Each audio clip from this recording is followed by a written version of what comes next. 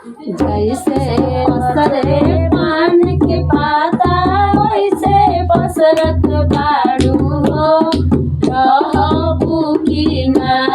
जैसे पसरे पान के पाता वैसे पसरत बाड़ू हो रहबू की ना। तू नैहर के बिगड़ल बाड़ू हो रहबू की ना।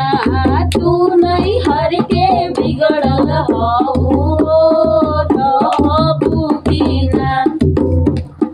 कैसे लचके हीरोइन के कमर वैसे लचकत बाड़ू हो रहबू की ना। जैसे लचके हीरोइन के कमर वैसे लचकत बाड़ू हो रहबू की ना। तू नैहर के बिगड़ल बाड़ू हो रहबू की ना। तू नैहर के बिगड़ल हऊ रहबू की ना।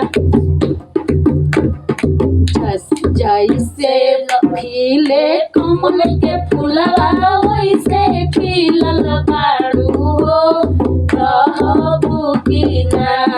जैसे खिले कमल के फूलवा वैसे खिलल बाड़ू हो रहबू की ना। तू नैहर के बिगड़ल बाड़ू हो रहबू की ना। तू नैहर के बिगड़ल हऊ रहबू की ना।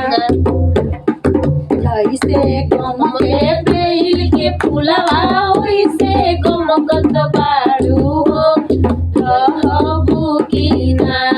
जैसे गमके बेल के फूलवा वैसे गमकत बाड़ू हो रहबू की ना। तू नैहर के बिगड़ल हऊ रहबू की ना। तू नैहर के बिगड़ल हऊ रहबू की ना।